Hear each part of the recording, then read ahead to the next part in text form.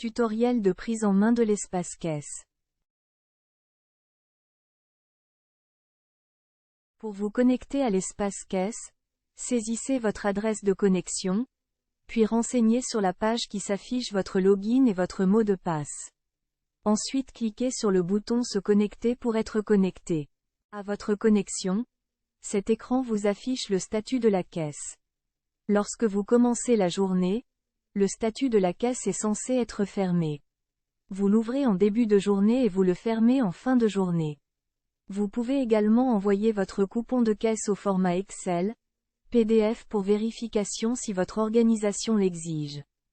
Pour effectuer une opération d'achat, vous devez respectivement sélectionner la devise, le nom puis le prénom du client puis tabuler pour pré-remplir les informations si le client existe déjà. En cas d'égalité parfaite entre la contrepartie en CFA et le règlement, la différence est fournie sous forme de reliquat. Pour finaliser l'opération, cliquez sur Enregistrer. Pour effectuer une opération de vente, vous devez respectivement sélectionner la devise, le nom puis le prénom du client puis tabuler pour pré-remplir les informations si le client existe déjà. En cas d'égalité parfaite entre la contrepartie en CFA et le règlement, la différence est fournie sous forme de reliquat. Pour finaliser l'opération, cliquez sur Enregistrer. Pour effectuer une opération de transfert d'argent, vous devez respectivement sélectionner le type de réseau, Western Union, Wari, RIA, MoneyGram, cocher la nature de l'opération, envoi ou réception, ou aux références de l'opération, saisir le nom puis le prénom du client puis tabuler pour pré-remplir les autres informations, si le client existe déjà. Saisir les coupures prises chez le client aux remises selon qu'il s'agit d'un envoi ou d'une réception. Pour finaliser l'opération, cliquez sur Enregistrer.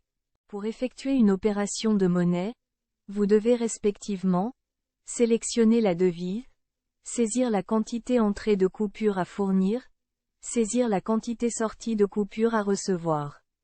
Au bout de l'opération, cliquez sur l'enregistrer pour finaliser l'opération. Pour effectuer une recherche de transfert de stock, vous devez respectivement cliquer sur le menu Recherche puis le sous-menu Transfert de stock. Vos opérations de change s'affichent, vous pouvez les filtrer par client, devise ou par type d'opération.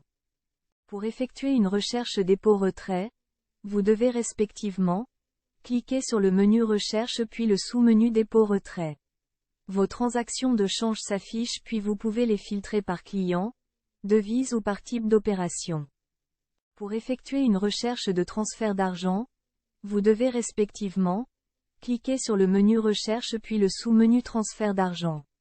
Vos transferts d'argent s'affichent puis vous pouvez les filtrer par client, devise ou par type d'opération. Pour effectuer une recherche d'opération de monnaie, vous devez respectivement cliquer sur le menu Recherche puis le sous-menu Monnaie.